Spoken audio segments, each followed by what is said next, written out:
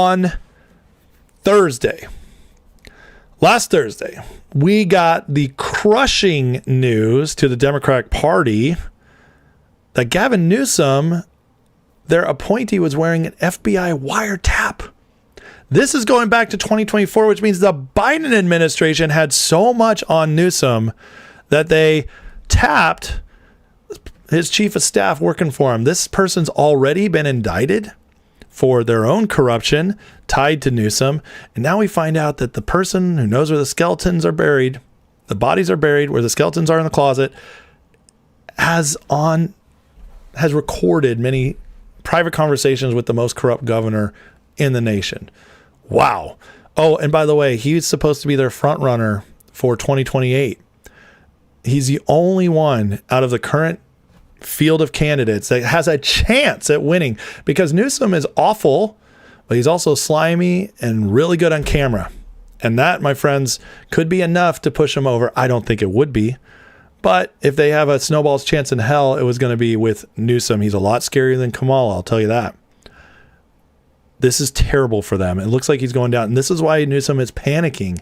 By the way, this is looking ahead to 28, but the things are looking bad and worse by the day for the Democrats here in 2026 as well. And this is only going to be part of it, because as this corruption probe continues into Newsom and we start learning more and more about Newsom, it's going to taint other Democrats. And you have that along with the major push towards communism that's starting to happen. Now, here's Jesse Waters breaking it down a little bit as Mamdani gave a July 4th speech that was very hateful towards the American system. And this is coming out, as it says here, socialist sermon. But here's Jesse Waters breaking it down a little bit. This speech did not live up to the hype. This guy built this thing up like this was the State of the Union on July 4th. And he bombed. I mean, this thing was so boring, so tedious. And then, like you said, the lighting was dark. Yep. There was no color. You had immigrants standing around him like this, like with a tiny little flag. it's like, oh my God, you could have been so much better, because the guy's talented. He has a decent personality, but this thing did not deliver. I felt nothing. Yep. You know, at least when other politicians talk, I feel hate, I feel happiness, I felt empty inside. Maybe it's because he's so young and has literally done nothing before with his life that didn't feel like there was anything behind it. Kind of felt like he was the first Muslim mayor of New York reading a speech written for the first black president. He was trying to be Barack Obama. But Barack Obama, you know, he'd say that stuff. The point is that Mamdani is their figurehead.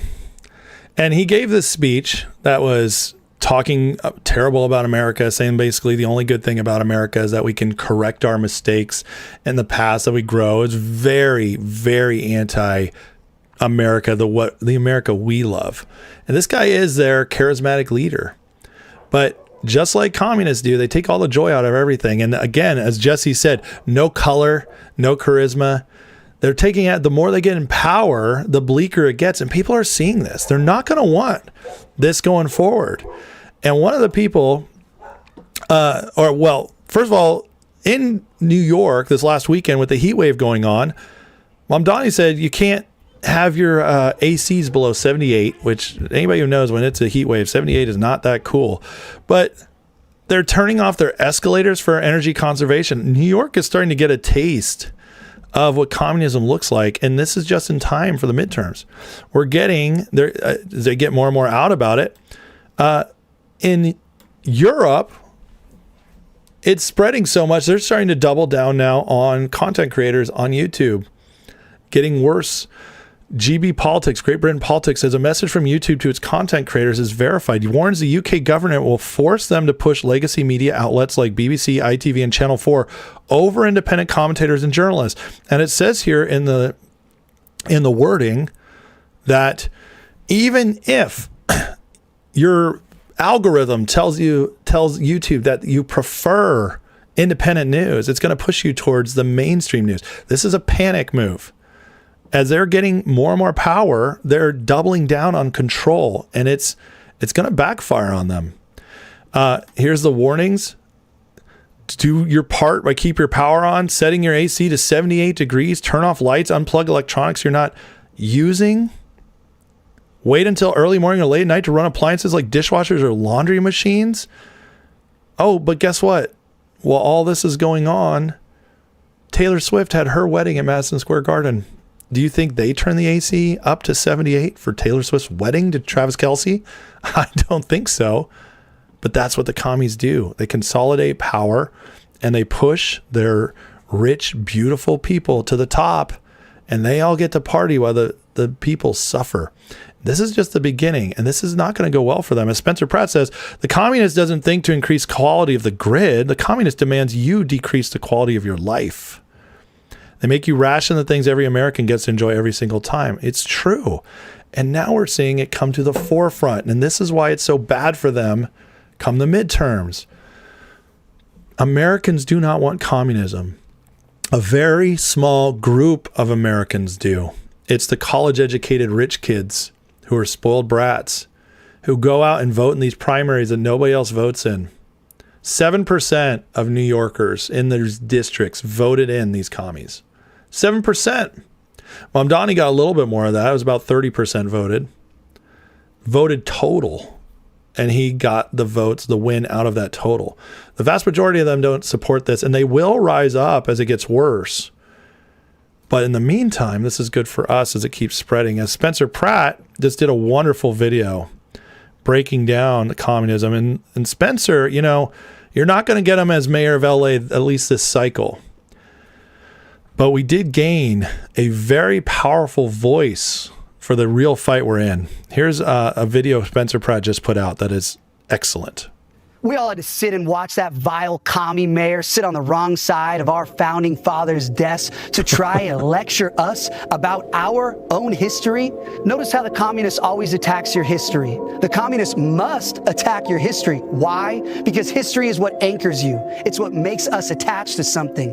Nostalgia is a hell of a drug. History breeds an almost irrational attachment to things, an attachment that is more powerful than anyone can imagine. Erasing history is how you demoralize people, how you unmoor them and detach them from their society so you can take it from them and rewrite it in your image. Think of your country like a home. What makes your home special? It's not the marble countertops or the expensive furniture or the fancy appliances. It's the memories you have there. That backyard is where we got married. That living room rug is where our son took his first step. Hey, don't touch that. That was his first teddy bear. It doesn't matter how torn and tattered that thing is. You will never get rid of it. And you will fight anyone who tries to take it away. Why? Because you have history with it. You ever buy a new home? Remember those first few months? Even the first few years there, it doesn't feel like home. It could be a million times nicer than the crappy apartment you came from, but it doesn't feel like home for a long time because you don't have history there. It's easy to knock down some walls, change the floor plan. If you have no memories to attach you to it, it's just wood and drywall. Who cares? Get rid of it. Memories make it a home, even the bad ones. Hey, remember when Dad hit his head on the rafter in the attic and we spent all night in the ER? That's the avocado tree I fell out of and broke my first bone. Isn't it weird how even the bad memories make us cherish a place? It's not like we long for those bad times, but bad times are part of what makes us stronger, a part of what makes us who we are. How can you resent those memories without fundamentally resenting who you are? History is so important to humans that even bad memories anchor us to our home. And that's what the communist always starts with, the bad memories. Oh, we can get rid of that little story. We can knock down that statue. We can change the name of that street. That's a bad memory from our history. You don't want that memory hanging around. You're not a bigot, right? And slowly but surely, this wall comes down, then that wall gets sledgehammered. The rafter where Dad hit his head, that's gone. The rug where your son took his first step, that's gone. The gash in the wood floor where you stomped the glass on your wedding ceremony, that's gone and replaced with shiny vinyl planks. And now you've got a brand new home with no memories. Now what? Do you care what they do with it? Do you care what color they paint the walls? Nah.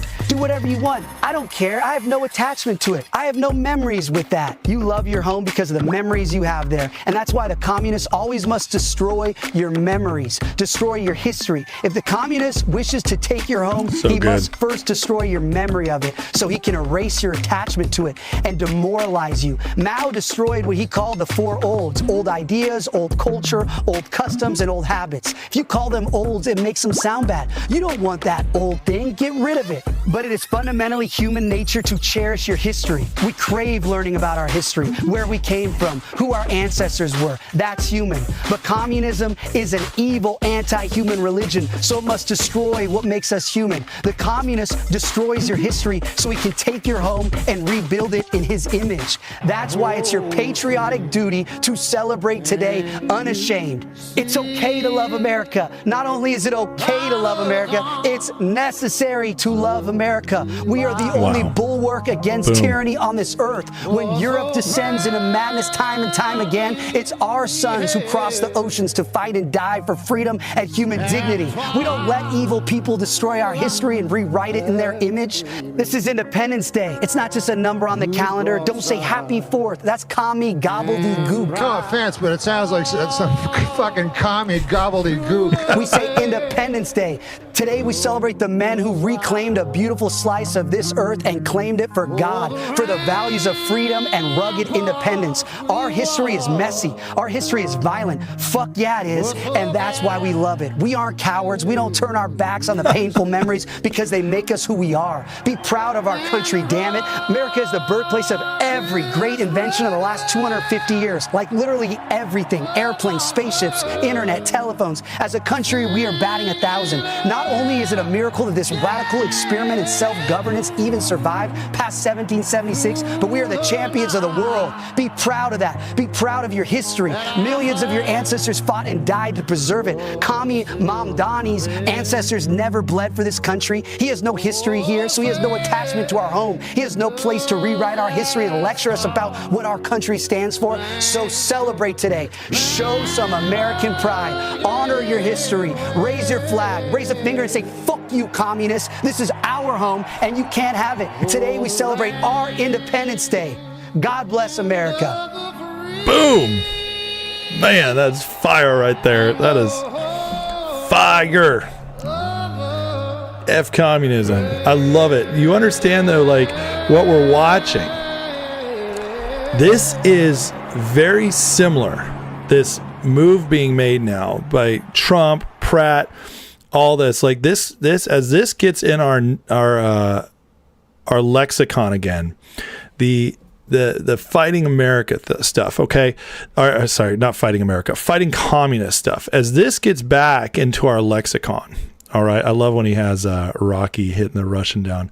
You know, you guys do know that Rocky single-handedly ended the Cold War, right, with his speech after knocking down the Russian.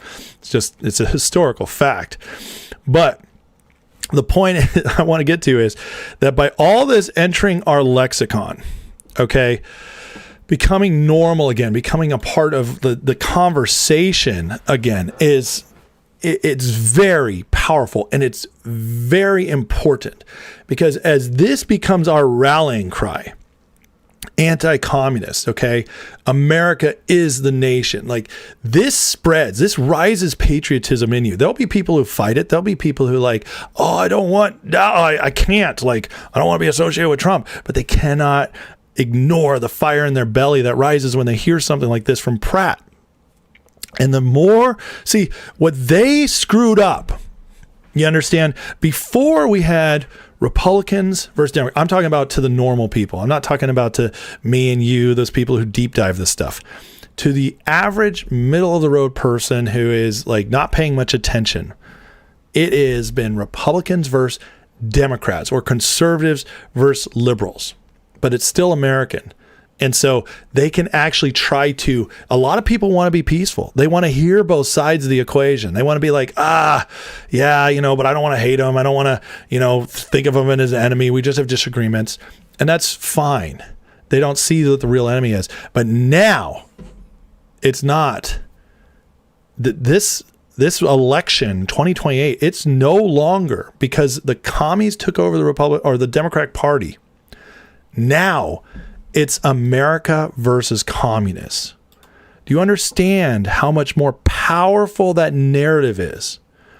When you can show the average person who's trying to be nice and get along that the other side is embracing communism, that changes the game. That's why Pratt and Trump are knocking on the door of this and hammering it home and saying, it's communist, it's communist, it's communist. This is why it's such a powerful message hanging into the midterms and into 2028. And this is so bad for them.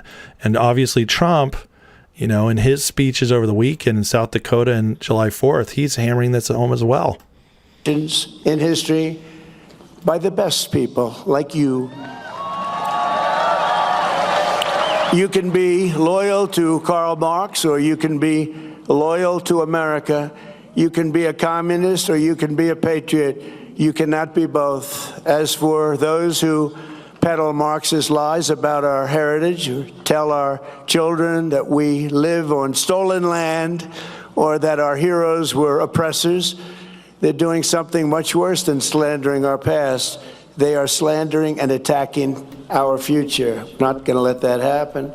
They're trying to tear down the great American character, to destroy the people who declared independence. He's absolutely right. You got to keep hammering it. You keep hammering this home. This is huge for the midterms. It's huge. I don't think people have quite understood yet how bad this is right now for the Democrats, that the commies are starting to take over and win these elections. Because as long as this keeps going on, we keep getting more information and stories out about how bad things were under them as well. This story just came out yesterday. Biden's illegal immigration surge triggered 30% rise in home prices, 20% in rents. This came out from the Fed. You think we can hammer that message home? See, people are waking up, and even media is starting to find more to report on about how horrible this stuff is. So as the commies are taking over the Democrats outwardly, not hiding it anymore, we're getting the response back. We're getting more information about how, you know, the AC control in New York, stopping the escalators. This is waking up. This is becoming national news. Mamdani doing his stupid speech. We get this kind of news. Meanwhile, while all that's going on, the pro-America party, the Trump party, is going to be bringing us prosperity. And we're starting to see it already happen. Oil's in transit adjusted for sanctions, undoubtedly a new record high. Record high of global crude oil available. You know what that means? Prices are about to plummet. Crude oil on the market, almost 1.5 billion barrels. We've fully recovered and then some from Iran. Incredible stuff. The Saudis have just announced they're going to lower the price of Arab Light next month by $11 a barrel.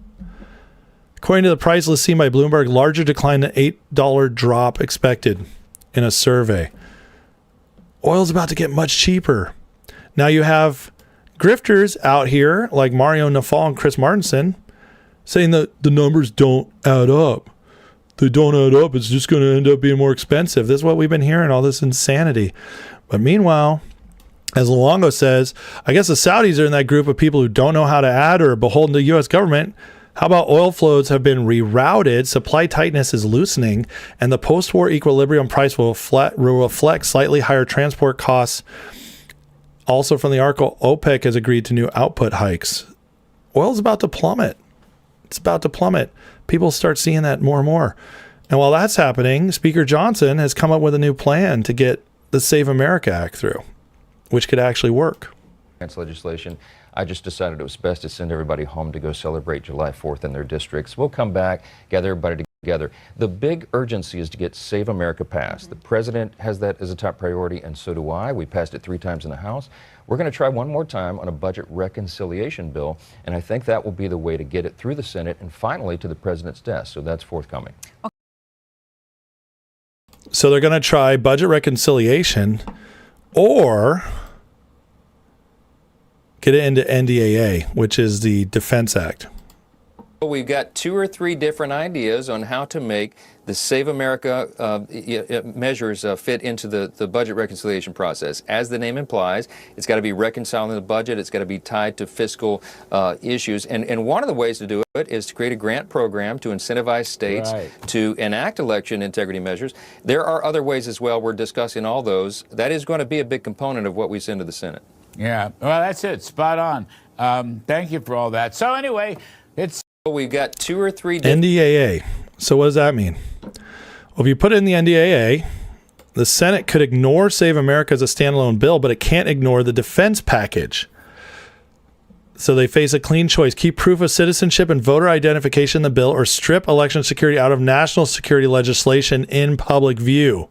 It's a trap. SCOTUS pushed the issue back to Congress. The House is now connecting citizenship to identity to registration, registration to a lawful ballot. Senate can still remove it, but removal is evidence. Every senator who cuts Save America from NDAA must explain why military systems require identity verification and secure access, why system-choosing government does not. They wanted Save America buried in committee. Johnson placed it in the bill they can't afford to kill. Keep it, it moves towards law. Strip and expose those who stood in the way. Add in individual pressure Trump's putting on Congress. Checkmate. Well, we'll see if it's a checkmate. We will see that. I don't know. We're going to find out, but I will tell you that it's pretty genius how they keep trying different angles to get Save America through. And I'm telling you guys right now, if Save America gets through, the Democrats aren't going to win another election for 20 years. They just won't. It's over. They have one game in town now. They've lost so many people. The communist thing's scaring even more people away. They're really in a bad place. They have one shot to get the House, because right now people are pissed off that their checking accounts aren't where they want them to be yet. They thought Trump was going to create a miracle in less than a year. He hasn't been able to do that yet because he's doing something much bigger.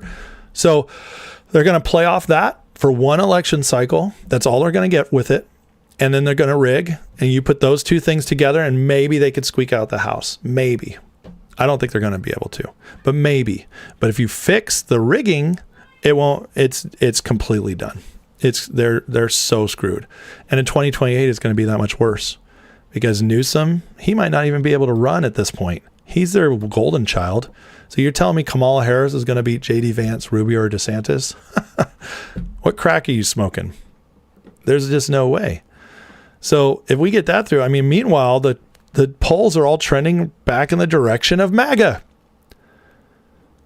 GOP's odds in Alaska Senate have now surged to 83%. This was supposed to be a close race. It surged over 80% in Texas. Seth Keshel writes, Dems also shooting their best shot in the Senate, which all but assures GOP hold of the lone House seat in Alaska. The more House seats that become holds, the worse it is for them. McLaughlin, one of the best pollsters around, has Republicans gaining among Hispanics 48 to 43%. How can they win an election if they lose Hispanics? Again, as Keshel writes, if this is even remotely correct, and even if Dems actually win them 55-45, it's doomed for Democrat coalition. They can't win in Texas like that or anywhere with booming Latino populations. This is the big swing vote right now, is the Hispanics. Black voters are still 80, 90% Dem. You're not going to switch them. White people still 60, 70% Republican. But the Hispanics have gone from being 20% Democratic to being basically 50-50. And that is how Trump won so overwhelmingly in 24. And it's going to be worse for them going forward, especially if they can't hold. You see, they flipped. This was last month. This was 47 to 41. And I'll tell you guys all the time, polls by themselves lie, but trends do not. The trend is the Republicans are gaining ground again. And the latest, this is an excellent site. They called the 2000 election or 24 election excellently. It says, as of right now, they have the GOP getting the House.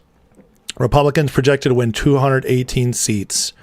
We conducted 100,000 simulations for every race, and on average, the GOP wins a narrow majority. Republicans are no doubt regaining momentum with midterms just 4 months away. So again, it's only getting, this is,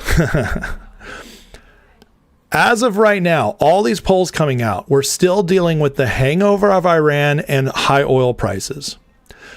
We have not fully seen the effects of the fear spreading about all these communists coming in, the anti-American rhetoric spreading and pushing people off of the commies and the Democrats. We haven't even, none of that's set in yet. Oil prices are still going down. Iran is staying in peaceful. The further away we get from that, the more people are going to see it as a win, especially as gas keeps going down. You have the commies going. July 4th, people loved it. I showed you guys earlier the pictures, even in Los Angeles, of all the fireworks going off despite the ban from the city. People are feeling patriotic right now. We still are going forward in the World Cup. Trump just got the guy who is red flagged back instated. So we have our full team tonight for the World Cup game. That is massive. Patriotism is spreading. And we've already regained the edge in the House. Are you kidding me? Looking ahead, there is almost nothing the Democrats can do to get the momentum back unless something catastrophic happens to the Trump administration, which at this point, guys, I don't see that happening. This, I believe, is only going to gain. And as of right now, I think 70% chance we win the House. And it's a 90% chance we keep the Senate, maybe even 95%. This midterms, if they lose this midterms, it is going to send shockwaves to the Democratic Party, and they are going to crash out just as hard, if not as 2024, if not harder. Obviously, this is very close. So everybody go and vote. We have to vote. It's the only way we win is we vote. But if we do vote, if we show up, we can't lose at this point. I believe that 100%. So no dooming, folks. Things are getting better every day right now for where we want to head in this country. And that should be a big white pill for all of you to swallow.